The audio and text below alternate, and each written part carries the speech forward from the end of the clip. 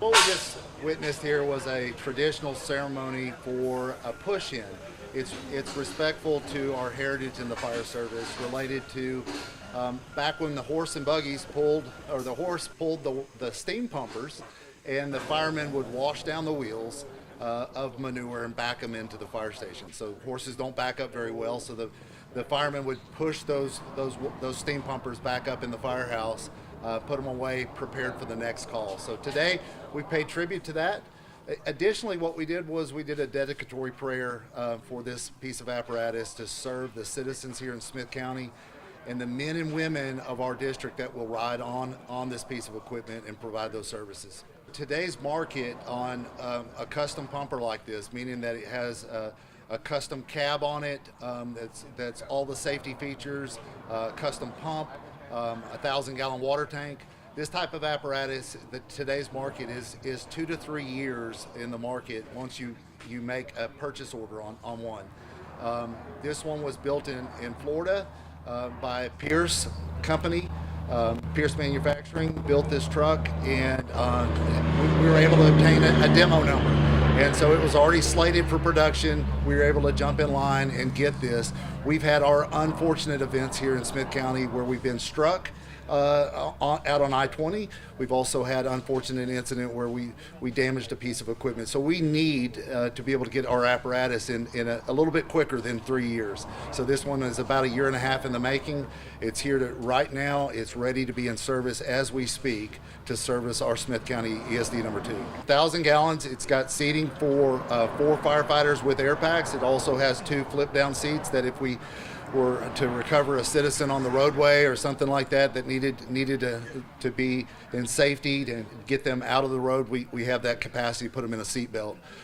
All the rescue equipment on the Jaws of Life that you've heard about, how we extract from cars, medical, Lucas device where we can provide CPR, effective CPR to our communities, thus improving the chain of survival in cardiac arrest. So all of the tools and equipment on board to really service the communities that we serve. This one's right at $1 million, and today's pumpers are in that range. Plus or minus is kind of where they reside, and so $1 million is kind of on the light side today, unfortunately, and the cost of everything has gone up. So we're very appreciative to our commissioners that approved this. We're very appreciative to our residents and our businesses, our taxpayers that provide for us so that we can serve them. In the last 18 months or so, we've been able to put 5 of these in service.